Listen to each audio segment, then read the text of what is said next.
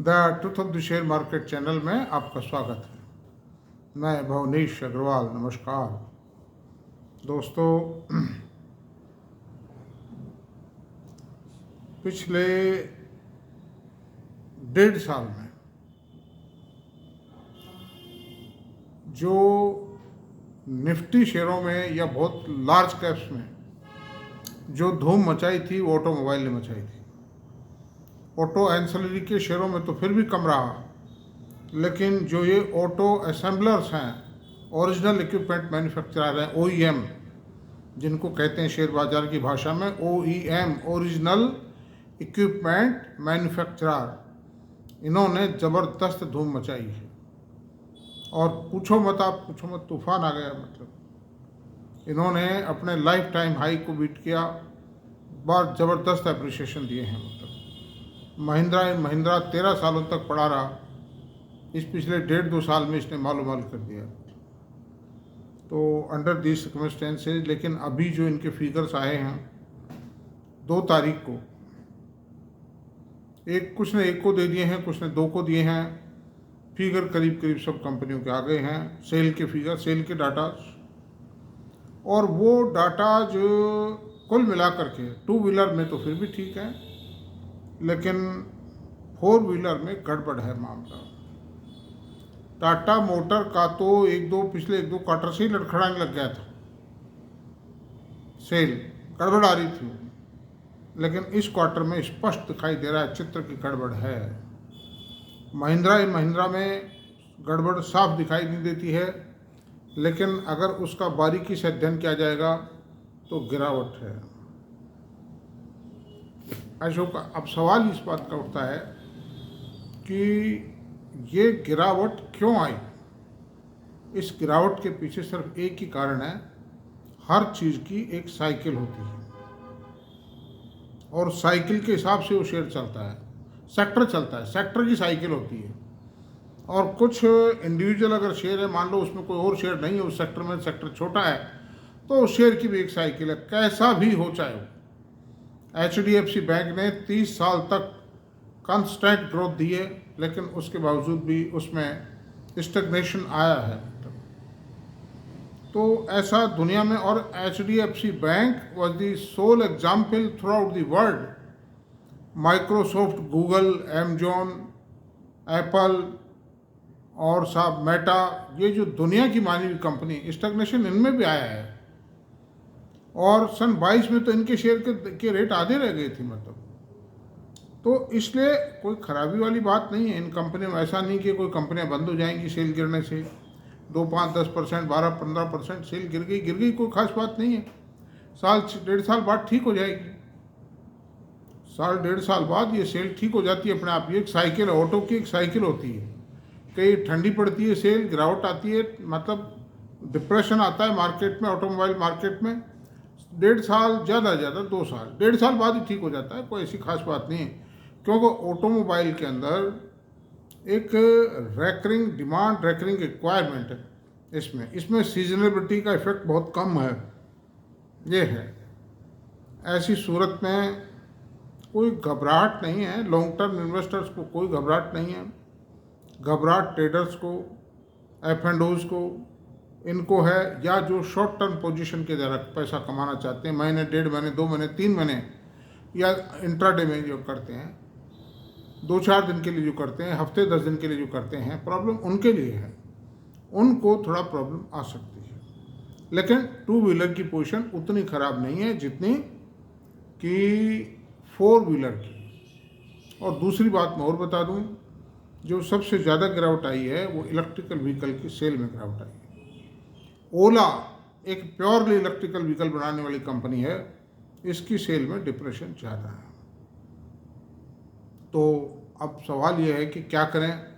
जिनके पास में टाटा मोटर है, टाटा मोटर में तो कोई घबराहट की इसलिए ज़रूरत नहीं है कि टाटा मोटर का जो कुछ अस्तित्व नज़र आता है आज, टाटा मोटर ने जो कुछ भाव बढ़े हैं वो ठीक है कि डोमेस्टिक सेल के कारण भाव बढ़े, तो डोमेस्टिक सेल के कारण इसकी प्रॉफिटेबिलिटी में कोई बहुत ज़्यादा गिरावट महसूस नहीं होगी। कारण क्या है कि इसकी प्रॉफिटेबिलिटी में जो मेजर कंट्रीब्यूशन है वो टाटा मोटर यूरोप का है। टाटा मोटर यूरोप का जो टर्नओवर है 3 लाख करोड़ रुपए से ज़्यादा है, और टाटा मोटर डोमेस्टिक का टर्नओवर मुश्किल से 70,000 करोड़ रुपए है। इस तरह से 4,20,000 करोड़ का टर्नओवर साल भर का टाटा मोटर का आता है, दोनों को मिला करके। और वो गाड़ियाँ विश्वव्यापी बिकती हैं, उसमें भी गिरावट तो आ सकती है, मैं उससे डिनाई नहीं करता हूँ, लेकिन फिलहाल उसमें कोई ज़्यादा गिरावट के चिन्ह दिखाई नहीं देते हैं। टाटा मोटर भारत की second largest private sector company है। रिलायंस के बाद बीच में मैं समझता हूँ कोई भी कंपनी नहीं है जिसकी 4,20,000 से ज़्यादा की सेल। रिलायंस की 10,000 करोड़ है, ग्रुप्स की तो हो सकती है, पूरे ग्रुप्स की तो है। टाटा की सेल बहुत ज़्यादा है, इवन बिरलाज की सेल हो जाएगी, ऐसी क्या बात है ज़्यादा। जिंदल है, बिरला है, और जिंदल है, बिरला है, और कई हैं, मतलब टाटा है, अंबानी हैं, मतलब और अडानी हैं, जैसे इस तरह से बहुत हो जाएगी। लेकिन इसलिए टाटा का आज भी पी रेशो बहुत कम है। टाटा का पी रेशो 16-17 का है, 17 का पी रेशो है। तो इस पी रेशो पर इतनी बड़ी कंपनी में जिसकी पेरेंटेज बहुत अच्छी है, उसमें कोई घबराहट की ज़रूरत नहीं है। इसने अरबों रुपया दिया है, राकेश झुंझुनवाला साहब का इसमें बहुत बड़ा इन्वेस्टमेंट है। मैं समझता हूँ आज की तारीख में उसकी वैल्यू 3,000 करोड़ रुपए से कम नहीं, ज़्यादा ही होगी। मैं समझता हूँ 4-5 हज़ार करोड़ रुपए की उन्होंने इनिशियली 700 करोड़ रुपए लगाए थे, और वो तो 130 रुपये में लगाए थे, 6 गुना हो चुका है। उसके बाद तो 6 भी क्यों, 8 गुना हो चुका है, 8 नो टाइम हो चुका है। तो 5-5.5 हज़ार करोड़ रुपए से कम कीमत इनकी नहीं है। थोड़ा बहुत बेच दिया हो तो पता भी नहीं पड़ता, इतना चेक नहीं किया है। तो और बड़े बड़े लोगों का है, एफआईज का इन्वेस्टमेंट है, डीआईज का इन्वेस्टमेंट है, एचएनआईज का इन्वेस्टमेंट है, एलआईसी का इन्वेस्टमेंट है। तो इसमें कोई घबराहट वाली बात नहीं है। ये टूट भी गया तो बहुत जल्दी खड़ा हो जाएगा, खड़े तो सभी हो जाएंगे, क्योंकि ये सब बिग जाइंट्स हैं। दूसरी बात देखिए, पहले तो इनके डाटाज को डिस्कस कर लेते हैं, जो सेल के फिगर्स आए हैं, क्योंकि उसी के रेफरेंस में बात की जाए तो ज़्यादा बेहतर होगा। टाटा मोटर की जो सेल है वो 70,006 व्हीकल्स बेचे हैं ना, और पिछले साल के अगस्त माह में 76,261 व्हीकल बेचे थे, यानी इन ऑल डोमेस्टिक सेल में। और जो टाटा यूरोप इंडिया है, इसमें 9.17% की गिरावट आई है। और जो टाटा मोटर इलेक्ट्रिकल व्हीकल अलग से बताता है अपने सेल फिगर्स में, डाटाज में, उसमें लास्ट ईयर अगस्त में सेल थी 6236 व्हीकल, और इस अभी जो सेल है 5935 व्हीकल है, मतलब तो इसमें भी गिरावट करीब 4% की गिरावट है, 4-4.5% की गिरावट व्हीकल इलेक्ट्रिकल में भी आ गई, जबकि इसमें तो ग्रोथ एक्सपेक्ट कर रहे हैं। इलेक्ट्रिकल व्हीकल तो आप समझो ये कह रहे थे पता नहीं क्या हो जाएगा, लेकिन इसमें भी गिरावट आई है। And Tata motor is the largest electrical vehicle manufacturer in the country so far. तो ऐसी सूरत में दोस्तों थोड़ी सावधानी की आवश्यकता जरूर है, और कमिटमेंट मत बढ़ाएं, क्वार्टर के रिजल्ट देखने के बाद ही कोई निर्णय लें। अच्छा, another thing, Mahindra and Mahindra SUV की सेल इन्होंने टोटल बताई है, नहीं टोटल नहीं, एसयूवी अलग किया है, एसयूवी के अलावा जो अदर व्हीकल हैं वो अलग बताए हैं। तो एसयूवी की सेल ये थी, इस साल 43,277 करोड़ की सेल आई अगस्त के महीने में, और लास्ट ईयर 23 के अंदर, सन 23 के अगस्त में सेल थी 37,270 व्हीकल्स। इस तरह 16.11% की बढ़त आई। लेकिन ये बढ़त भी अगर मंथ ऑन मंथ चेक करेंगे तो थोड़ा डिप्रेशन है इस पर भी, हल्का। वो फिगर अलग नहीं दिखाए उन्होंने, अगस्त और जुलाई को टैली नहीं किया, मंथ ऑन मंथ टैली नहीं किया उन्होंने, इसलिए। लेकिन there is a depression. Others SUV के अलावा जो व्हीकल्स हैं, तो देखिए एसयूवी में तो क्या है कि थार एक व्हीकल है इनका, उस थार में इनकी बुकिंग है और बड़ी ज़बरदस्त सेल है उसकी। That is the most popular vehicle in the country now it days, so SUV category is concern. अब आते हैं अदर्स में। इस साल अदर्स में जो सेल आई है महिंद्रा एंड महिंद्रा की, वो 33,478 व्हीकल्स की आई है, और लास्ट ईयर थी 30,657। इस तरह 9.20% की बढ़त आई है इसमें। तो ये महिंद्रा एंड महिंद्रा ही अकेली कंपनी है जिसने इतनी बढ़त दिखाई है। Rest of the automobile companies have not been able to attend such a growth level. Even minus में गई है ना। टाटा मोटर की फिगर बता चुका हूँ मैं भी आपको। अशोका लीलैंड की बिक्री 13,347 व्हीकल्स आई है इसमें, और लास्ट ईयर इसी महीने में 14,545 व्हीकल्स थी। Meaning by there is a reduction of 9.17% का गिरावट आई है।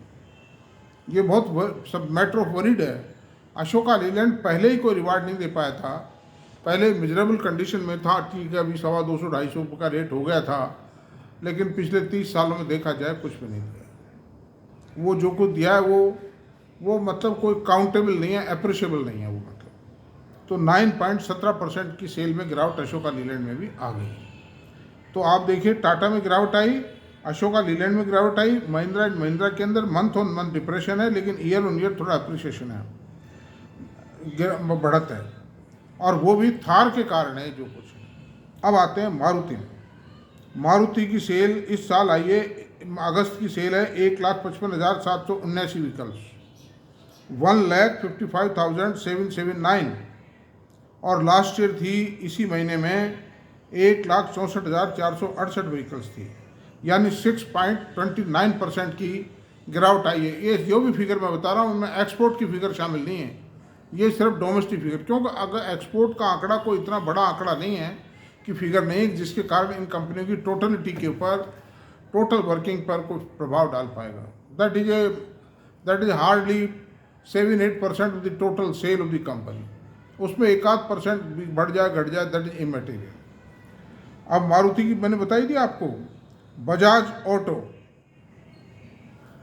ऑटो की सेल आई है इस अगस्त के महीने में 3,97,804 व्हीकल्स, एक्सपोर्ट शामिल नहीं है इसमें, और लास्ट ईयर थी 3,41,648 व्हीकल्स।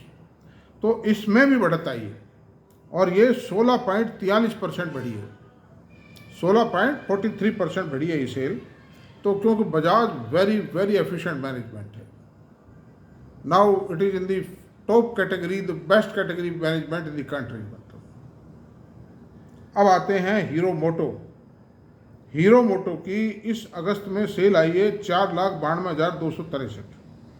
लास्ट ईयर ये सेल थी 4,72,947।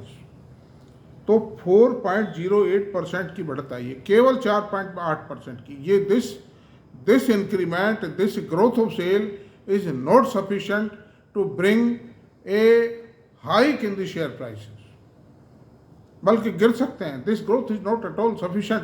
और ये जो कुछ कर रही हैं कंपनियां ऑटोमोबाइल की, ये डिस्काउंट ऑफर दे रही हैं, कस्टमर्स को चार्म दे रही हैं, एडवर्टाइजमेंट दे रही हैं धुआंधार, इन्वेंट्री इकट्ठी हो चुकी हैं, ये सब बातें और हैं। तो इससे प्रॉफिटेबिलिटी पे इरोजन आएगा। ये 4% तो अच्छा प्राइस बढ़ा नहीं पाएंगी, घटा नहीं और पड़ रही है, बताओ।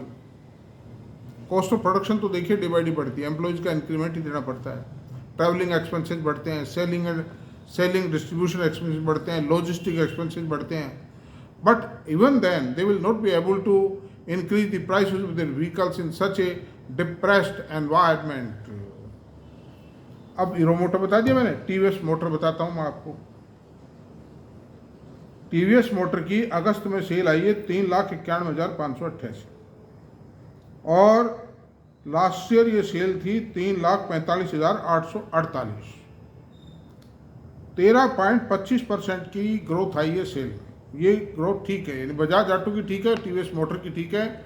और टीवीएस के व्हीकल बिकते इसलिए हैं कि इनकी रेट बहुत कम है। The rate which have been selling rate which have been fixed by the company are very competitive rates.